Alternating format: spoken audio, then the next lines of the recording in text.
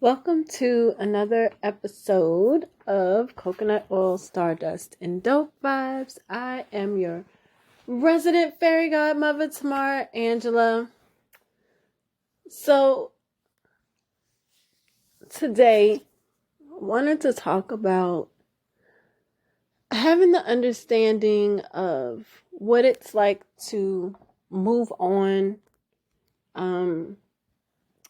from relationships, move on from friendships, and what it's like when people have trouble connecting to the current version of you.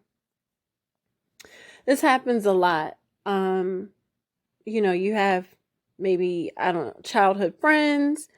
This is also a huge thing in the family unit where people have the inability to actually see a person as an adult because they always infantize younger family members. And here you go, that family member is 30 now, and it's like, oh, I still see her as 5 years old. Well, why? Why do you still see little cousin such and such as 5 years old? Like, we remember the 5-year-old version of her, but why have you not gotten to know her in the 18 years that have passed? And why are you not recognizing that she's 23? Like, why are you not recognizing that and accepting that? That's highly, highly problematic. Same thing happens with friendships. You have, say, good friends from middle school, and you guys have, maybe parted ways, gone to different high schools, things like that. Maybe kept in touch a little bit of that time, but somewhere along the line, it's like, oh, you guys start to think about the nostalgia, the things that you used to do, the era in which the friendship really, really grew and prospered. But and those things, those memories are amazing. They bridge a gap. They can bridge a gap. They can help you remember who you are maybe at your core. But they also don't speak to the person that you've become. That relationship hasn't gotten a chance to progress. And so we're going to kind of chat about that a little bit today. Why we maybe get stuck in these places and how it ultimately affects the relationship. I think a huge part of this is that we're scared of growth. We're scared of change, terrified of change. The 80 to 90% of the work that I do, I'll even say 100% of the work that I do has to do with growth and change and transformation. And people are so afraid of it that they grasp back to what was. It's like, oh, I'm going to go back to the familiar because they're afraid to move forward. I think we have to understand in these instances that growth isn't about some hierarchy or some sense of superiority. In friendships and just in relationships, period, people grow. But we have this rhetoric that says that as a person grows, that like one person grew more than the other. I don't think that's necessarily true all the time. People grow at different rates. People grow in different seasons. And maybe your season isn't corresponding with the other person's season. And that's okay. There's nothing wrong with the fact that this season is such and such a season to grow, 2 seasons from now, it may be your season. And it's not time for them to grow, so they're on an even keel. It doesn't mean that one person's growth is better than another's. It doesn't mean that one person's growth supersedes the others. It simply means that it's your turn or it's my turn. That growth I see it like how we learned about the shifting plates of the Earth's crust or whatever. I may be misquoting that, but I remember learning about the tectonic plates and how there are some plates within the earth that shift. That's just kind of how I see growth in these spaces, is that there are these shifts. And it doesn't necessarily put you in such different directions that, things can't come together. We have to remember that the strengthening of the individual adds to the collective, right? That is a fact. And when we take the time to grow individually, it makes the unit stronger. So you have to grow. And you're going to have to do it in your own purpose, with your own assignment. And sometimes that other person's, it's not time for their stuff to go off. It's not time for their stuff to move. Sometimes they may be in a season where they're being asked to stand still. Maybe the stuff that they're supposed to do comes 10 years from now. And it's not time for them. And this next 5 years for you is going to be exponential growth. We have to stop seeing growth as a hierarchy or a superlative or something that makes somebody superior in a certain space and time. It's simply growth. And everybody goes through it when they're ready. Sometimes change and transformation, it triggers and it has to happen whether you want it to or not. Sometimes we're thrust into growth, and so when I see people who are kind of thrust into it, they're not as invested, and so I don't see it playing out long term and with the depth that gives any kind of benefit. But the key here is that we are, as humans, ever evolving and ever changing. And so we can't take for granted that when we encounter someone again, that they're the same version of themselves. Like we can't take that for granted. We have to get to know them. Hey, like, what's going on? I've taken to even asking people, what version of you am I encountering? Or even just letting them know, like, oh my gosh, like, we friends in this age, but I'm trying to see who is presenting to me. Especially if it's a space where I really need to scrutinize it, I just say that up front. Like, I'm trying to see what version of you came to me. And I have the right to do that because I have to see if that version of you actually matches with my goals and my standards and the way that I operate in my life. Right? I think a lot of the trouble with this comes from the fact that we don't allow people to be themselves. You have a child who is an artist. Their soul is incarnated to be an artist, but you don't understand that because maybe you were incarnated to be an accountant and work with numbers. And so now your child has to do the thing that you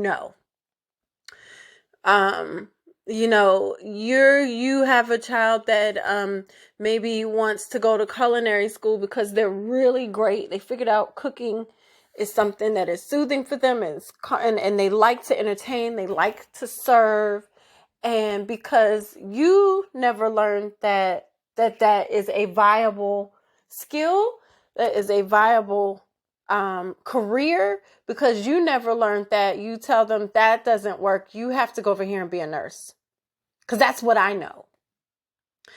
And I think that kind of attitude lends to the fact that when we connect with people, it's difficult to actually live in the present, because sometimes we're living in this idea that's created in our head of who this person before me should actually be. I mean, as humans, our brain is hardwired to naturally kind of reference thing, like put things in a frame of reference, or like categorize it by what we already know. The problem with that, is that, like, sometimes it allows for growth, but then sometimes it's just like all you'll get is more of the same if the things that you continue to encounter don't kind of veer off. Like, there might need to be an element of something that's familiar so you can walk through the door, but like the rest of it, you have to be open to the change and transformation, and open to the fact that, oh, this thing kind of looks like something I know, but it is a little different, so let me dive in that way. We don't do very well with that. And so if it's not familiar, this is how we end up putting people in a box. Well, all of my friends do this. Are you doing this? Like, we have that frame of reference. It's also how you get trapped up in a nostalgic loop when you re-encounter an ex. You guys end up getting high off the euphoria of the nostalgia. You get high off those old memories. But do you actually create new memories in new spaces, or do you just find joy in talking about the old stuff? That can happen with an ex. It can happen with childhood friends. It can happen with family members, where the family members are always, oh, I just remember when you were so young and you were little. Okay, I'm 35 now. I've lived all this life. Do you want to know who I am today? Or no, sometimes people want to leave you there because that's where their brain stopped with you, right?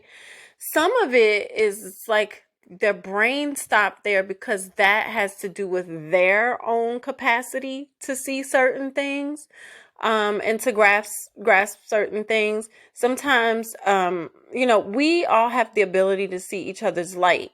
And if somebody else's light is a little too bright for you, or it makes you feel uncomfortable, or it makes you feel vexed in a certain way, then you may not want to see past what's comfortable for you. So I talk about this topic, from the perspective of the person who, other people can't see them past who they used to be. But then I also ask those of you who do this to other people, why is it that you need them to fit a frame of reference that's comfortable for you?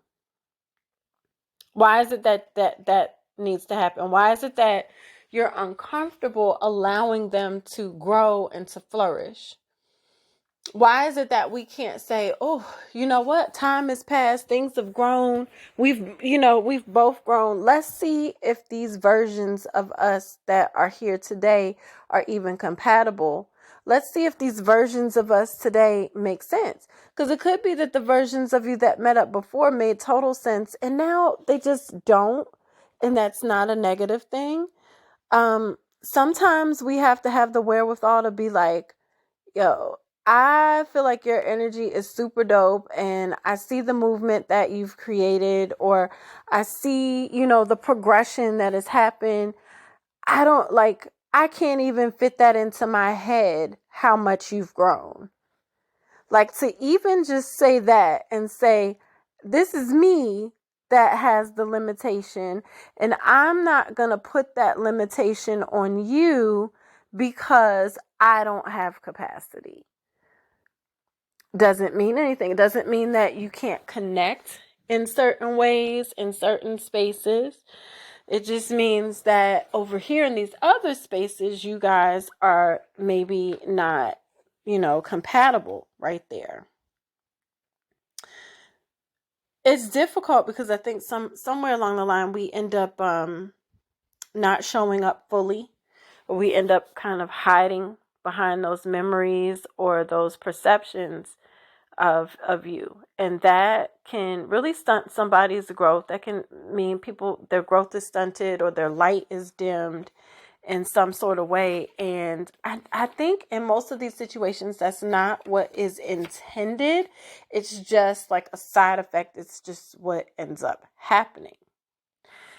Now the other point to this is seeing potential and someone is a gift. It's actually a gift. So like I know I've mentioned this before. Like if your teacher sees potential in you, your coach sees potential in you, when you don't see the potential, that is a gift, right? Like you see them and you're like, you have this light, you have this thing. That's you just tapping their light and hopefully turning it on. And it's up to them to keep the light on and keep that torch going. That's totally different than you telling somebody, I see you here, and you telling them that is based on your own self-preservation so you can maintain whatever you need to maintain out of that relationship. I can't allow them to grow any more than they already have because they might leave me and then I won't know who I am. Parents do that one all the time. I've, committed my life to being this parent, and this is my identity. I don't know myself as an individual. I don't know myself as a woman. I don't know myself as a man. I only know myself as this child's parent. So I can't have them see their full potential because I know they would leave. So I'm going to say, this is the potential I see in you, and hope and pray that they stay local and become a teacher here versus teaching abroad and becoming a professor and doing all these other things. That's a totally different thing. It's you telling them what you see in them within limitations so it soothes your own needs. We have to allow people to be exactly who they're designed to be, right? This happens too with with soul-based relationships, and I talk about this a little bit with soulmates and soul contracts. I've done group sessions where we've talked about soul contracts, and I've taught from this perspective. But you come into this lifetime and you have these contracts written that say, I'm here on this earth to do this. I've incarnated to do this thing, right? And then what happens is, maybe you encounter your soulmate or somebody from your soul tribe, and you know that your soul knows that they're supposed to do blah blah blah, because your soul recognizes them, right? And it's like, oh, I know we're supposed to do yada yada yada, and you keep pushing them towards that potential, towards that thing that you know that you guys are supposed to do. But free will, they don't want to do it. They don't feel capable. Life has happened. Their light has been extinguished, and they don't want to turn it back on. That happens a lot too, where the growth grows in different directions, right? And then it becomes frustrating because you're telling the person, I see this in you. I know this is possible. And they just never turn the corner. That's a karmic thing. They've chosen in this lifetime, due to whatever situations have arisen, they choose not to be able to fulfill that contract. So I just kind of put this out there because it's like, what are some of the reasons? I started thinking, like, what are some of the reasons that people have trouble connecting to who you are today?